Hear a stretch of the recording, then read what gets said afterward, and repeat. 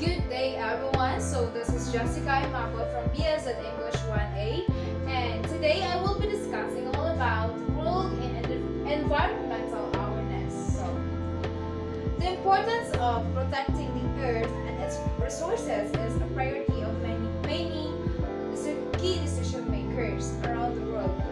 World leaders are being more proactive in terms of integrating eco-friendly and policies into developmental plans and policies.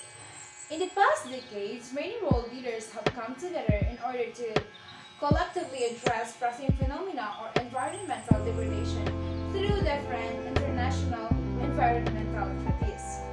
These treaties recognize and require the cooperation of all parties involved. The signing of these treaties is commitment to drive the countries to conserve and safeguard of the environment. So, this section explains that protecting the environment is becoming a top priority worldwide. World leaders are taking this more seriously and trying to include environmentally sound practices in their plans. A big part of this is the many international agreements they've made.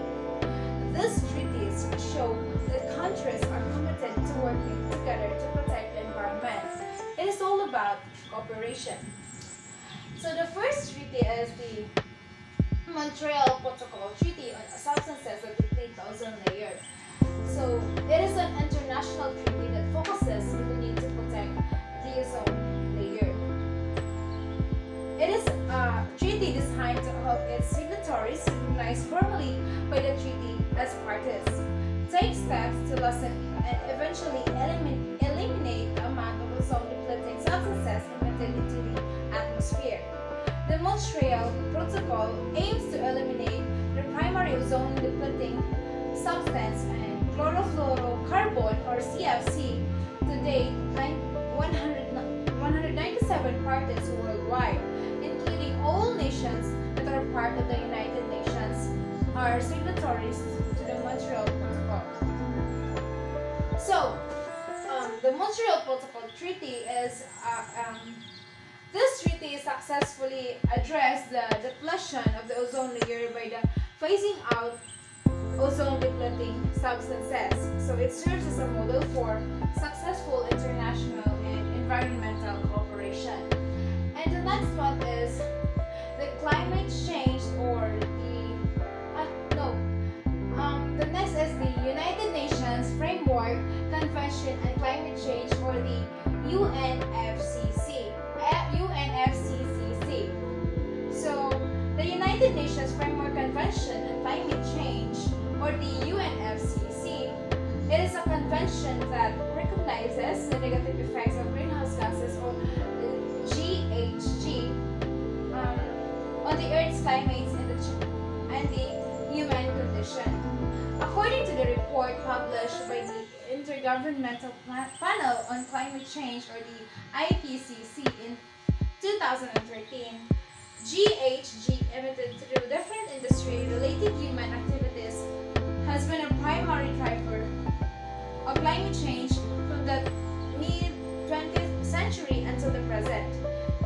In response to this reports, the UNFCCC convened with the goal of stabilizing the amount of GHG emissions so the effects of human health and climate change can be addressed. United Nations Framework Convention on Climate Change in 2016. So the UNFCCC is this convention established a framework for addressing climate change and recognizing the harmful effects of greenhouse gases. Then the next is the Kyoto Protocol. So it is the first international agreement sponsored by UNFCCC. Kyoto Protocols recognizes that developed countries are principally responsible for the current high levels of GHG emissions in the atmosphere as a result of more than 150 years of industrial activity. The Kyoto Protocol recognizes developed countries. So,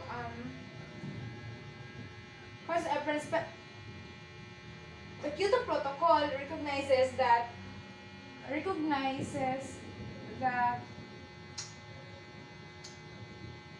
developed countries are principally responsible for the current high levels of GHG emissions in the atmosphere as a result of more than 150 years of industrial activity.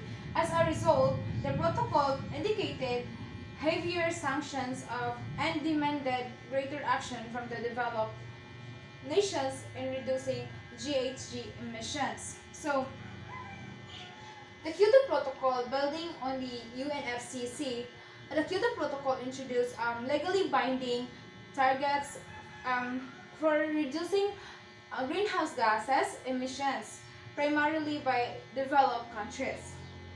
And the next is the Paris Agreement. So it is the most recent treaty relating to the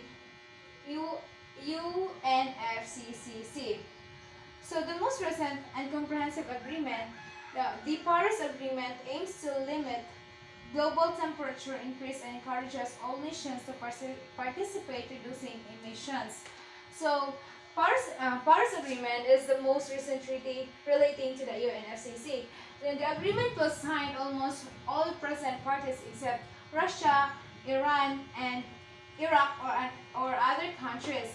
It is designed to push nations to enact that can alleviate climate change as well as help developing countries to financially to do the same. The treaty hopes to fight climate change by keeping a global temperature rise this century well below 2 degrees Celsius, above pre-industrial levels, in the pursue efforts to limit temperature increase even further to 1.5 degrees Celsius. So, as what I've said, the Paris Agreement is the most the Paris Agreement, or the most recent treaty, aims to limit global temperature increase and encourages all nations to participate in reducing emissions. Then, in my topic, it is mentioned also there the Millennium Development, or the goals, I think, in MDG, are a set of 8 goals formulated by the participating entities and United Nations in 2000. These goals serve as the roadmap that guided the development plans for all participating nations with a target date of 2015.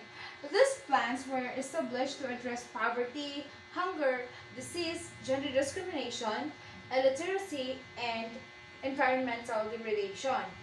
The Millennium Summit, held in 2000, recognized the importance of addressing the issue and environmental degradation and advocated for environmental sustainability. In 2015, the United Nations mapped more specific set goals for the next 15 years. The Sustainable Development Goals, or SDG, the SDGs 15 goals range from the alleviation of poverty to quality education. However, its intentions are similar to the MDGs in terms of environmental sustainability. 7 out of 17 goals outlined in the SDG advocate to increase efforts to promote and practice environmental sustainability.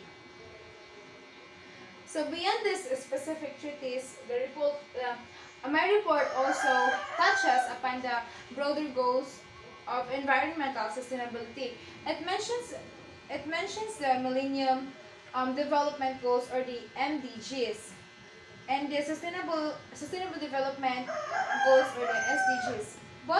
Both of the goals acknowledge the importance of environmental protection within the context of broader social and economic development. So the SDGs in particular emphasizes the need for increased efforts to promote and practice environmental sustainability. In conclusion, my report illustrates the evolution of global environmental awareness in the significant international efforts undertaken to protect our planet. The success of Montreal Protocol shows what's possible with international cooperation, while ongoing challenges of climate change highlight the need for continued and strengthened global action. Thank you.